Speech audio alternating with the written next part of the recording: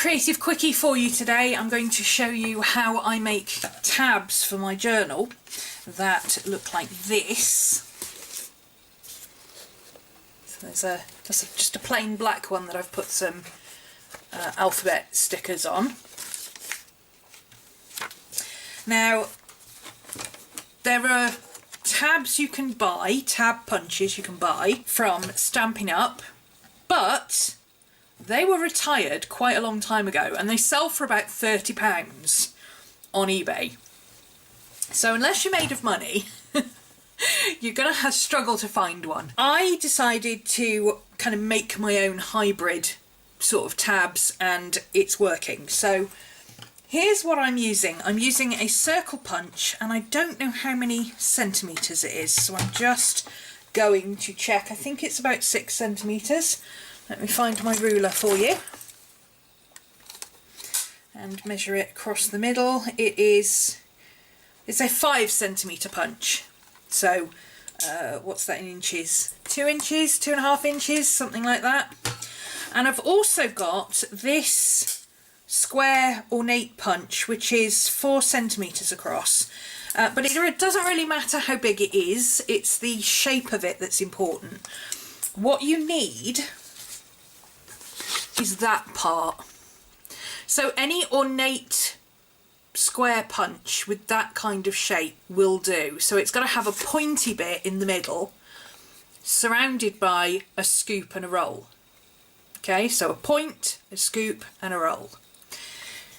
Because that is what makes the shape, that point is what's going to make the shape of the tab when you fold it in half. Bear with me, it's going to make sense in a second.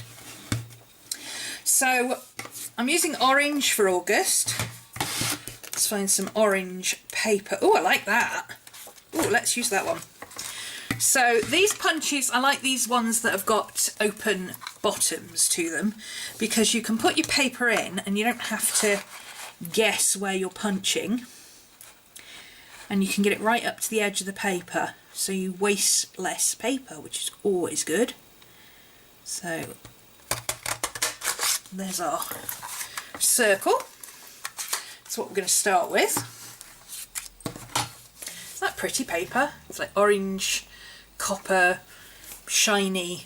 The metallic is not showing up on camera, but it's beautiful. I believe Nene sent me this, if I remember correctly, from, I think it's a Michael's one. It's got some really cool Halloween designs. Anyway, back to the tutorial. So there's our circle. First thing we're going to do is fold it in half because we need to be able to tell where the centre of it is. So fold it in half and give it a quick score. If it's not sitting flat, you want it to sit flat so it's easier to put in the punch. So you can imagine we're going to take that sort of shape out of our piece, like that, kind of like that. So we're going to have straight down and out. That's where this comes in. Because if you imagine going in a little bit, coming out, coming back, that's the shape that we're going to have here. Okay? So again, I'm going to turn this upside down and I'm going to put my circle in so that the line of the circle, the bit where I folded it, is in line with the pointy part, and I'm lining up the two curves of the circle with that first point there. You could do it to the second point if you want a little bit more fancy. The first point is enough if you just want a regular tab, or you can push it in a tiny bit further to the second point there. Don't go too much further than that, because if you go much further you can see there's not much grabbing room, so by the time you've cut that bit out you're not going to have much to grab onto when you turn it round, so don't push it too far in. I'll show you just with the one curve.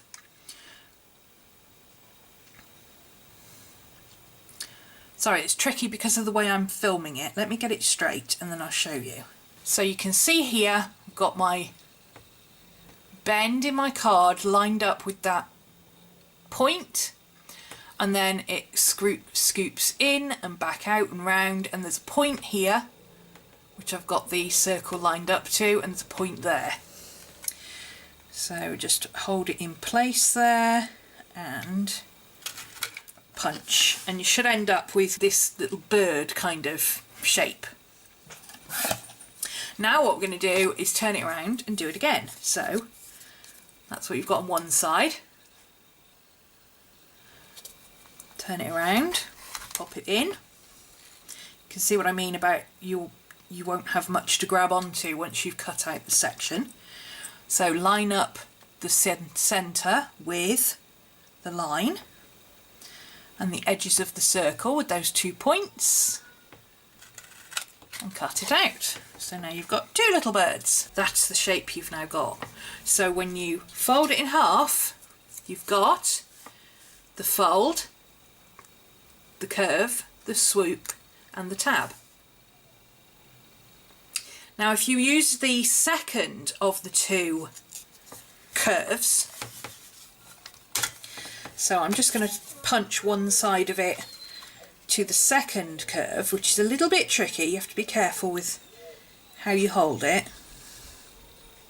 And punch, so you get a much larger piece, and then you end up with this shape, which gives you a little bit more ornate kind of curve. So that's a straight curve, a regular ordinary curve, and there's a slightly more ornate one. I've been using this slightly more ornate one just because it's a bit different. So let me punch the other side.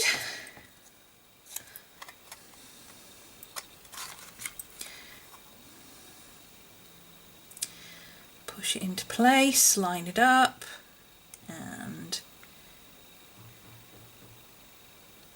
the most important part is making sure it's centered.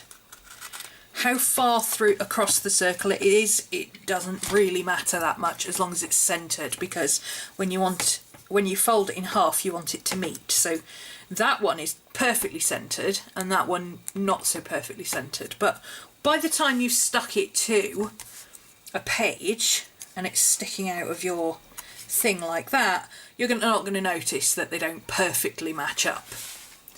Okay, so there is your little mini guide to making tabs when you don't have the elusive Stampin Up Tab Punch and you're too lazy to cut them out like I am.